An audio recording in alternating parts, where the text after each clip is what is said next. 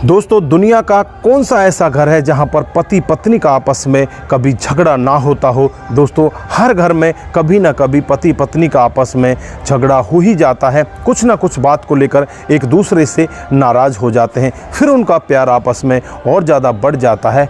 इस तरह से उनका जीवन चलता रहता है। लेकिन आज की जो घटना आपको बताने वाला हूँ, इसमें बहुत ही उल्टा होता है। एक पत्नी अपने पति से इस कदर नाराज़ हो जाती है और नाराज़ होकर वो इतना ज़्यादा घिनौना काम करती है, अपने पति की छाती पर बैठ जाती है और कुदाल लेकर उसकी छाती पर, कभी उसके सर पर ताबड़तोड़ वार करने लगती है।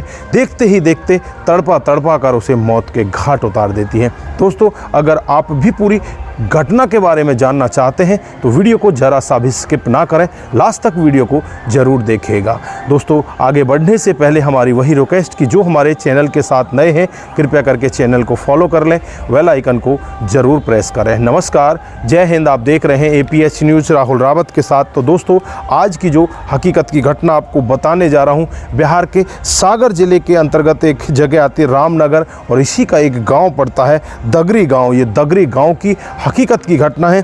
यहाँ पर पप्पू यादव नाम का एक लड़का, जिसकी उम्र 22 साल होती है, 2 साल पहले उसकी एक लड़की के साथ में शादी हो जाती है जिसका नाम गायत्री देवी होता है। वो इससे उम्र में 2 साल बड़ी होती है, 24 साल उसकी उम्र होती है।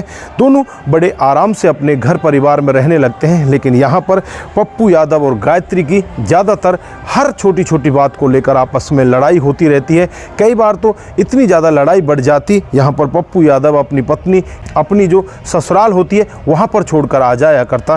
दोस्तों, फिर गायत्री वापस अपनी ही ससुराल में पहुँच जाया करती। इसी तरह से 2 साल के लगभग इनके शादी को हो जाते हैं। इसी बीच में यहाँ पर जो पप्पू यादव होता है, कामकाज के लिए कलकत्ता चला जाता है। वहाँ से 2-2 महीने में वापस आया करता। जो पत्नी होती है वो यहीं पर इसके गांव में रहने लगती है। और एक दिन का वाक़या होता है जब यहाँ पर जो पप्पू यादव होता है अपनी पत्नी को अपने ससुराल में छोड़कर आ जाता है और उससे कहने लगता है कि तू तो बहुत ही ज़्यादा घमंडी हो चुकी है, तुझे घर चलाने का तरीका ही नहीं आता, बस तू अब यहीं पर रहे, मैं तुझे डिवोर्स दे देता हूँ। वो बहुत ज़्यादा दुखी होती है। फिर यहाँ पर वो अगले ही दिन अपने ससुराल में पहुँच जाती है और यहाँ पर जो पप्पू यादव होता है उसे देखकर उससे बातचीत तक भी नहीं करता। शुक्रवार की सुबह 10:30 बजे का वक्त होता है जब पप्पू यादव अपने घर आता है। कलकत्ता वो बीच में चला जाता है और वापस जब अपने घर आता है तो घर आने के बाद पत्नी उसे देखती है, खुश होती है, शाम को उसके लिए खाना लेकर जाती है। पप्पू यादव यहाँ पर खाना तो खा लेता है, लेकिन यहाँ पर इन दोनों की आपस में इस तरह से लड़ाई होने लगती है क्योंकि शादी को 2 साल हो चुके होते हैं, इनको कोई बच्चा भी नहीं होता। पत्नी यहाँ पर बार बार अपने पति को कोसती है कि तुम मुझे अपने पास रखते ही नहीं, ज़्यादातर तुम और ही जगह ध्यान देते हो, इसलिए हमें बच्चा नहीं होता। यहाँ पर जो पप्पू होता है वो कहता है कि ऐसा कुछ भी नहीं है, तुम्हारे जो ख्याल हैं, तुम्हारी जो बातचीत है, तुम्हारा जो रहन सहन है वो अलग ही तरीके का है।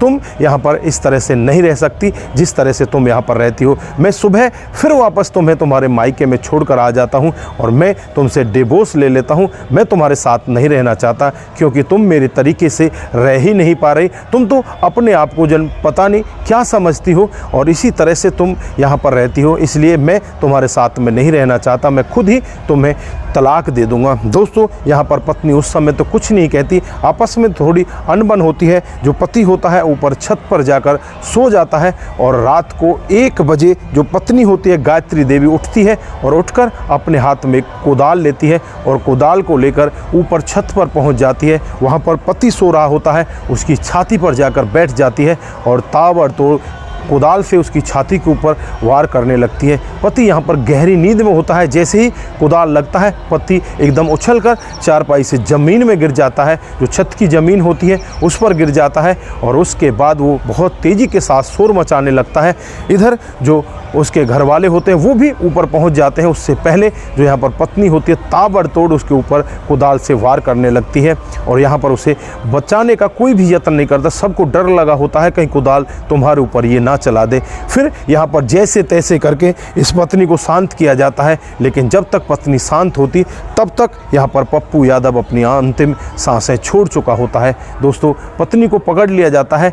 पकड़ने के बाद पत्नी यहाँ पर यही कहती है कि मैंने अपने पति को मार डाला। हाँ, मैंने अपने पति को मार डाला, मुझे बस यही करना था। दोस्तों, उसके बाद पुलिस वहाँ पर आ जाती है, डेड बॉडी को अपने कब्जे में लेकर उसे पोस्टमार्टम के लिए भेज देती है। इधर जो पत्नी होती है गायत्री देवी, उसे उठाकर तुरंत ही जेल के अंदर बंद कर दिया जाता है। जो पप्पू यादव के घर वाले होते हैं, माता पिता, उनका रो रो कर बुरा हाल होता है, क्योंकि पप्पू यादव उनकी इकलौती संतान होती है। अब माता पिता रोने के सिवा कुछ भी नहीं कह पाते। वो यही कहते हैं कि हमारी बहू पता नहीं किस तरह की निकली, लेकिन दुनिया जहाँ में इतनी सारी बहुएं हैं, इतने सारे घर बसे हुए हैं, लेकिन हमारी बहू ने इतना घिनौना काम कर दिया, अब हम कुछ कह ही नहीं सकते। वो रोते रोते बस इस तरह से अपने एक एक कोने में जाकर बैठ जाते हैं। तो दोस्तों, ये थी आज की हकीकत की घटना।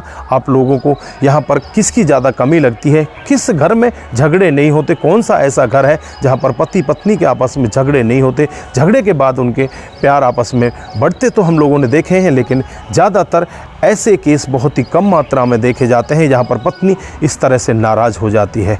तो दोस्तों, यहाँ पर आप क्या कहना चाहते हैं? आपकी क्या राय है? बस इतना ही। फिर मिलते हैं किसी नए मूड के साथ। तब तक के लिए आप अपना ख्याल रखें, परिवार का ख्याल रखें, सतर्क रहें, सावधान रहें और ऐसे क्राइम को अपने आसपास ना होने दें। नमस्कार, जय हिंद, जय भारत।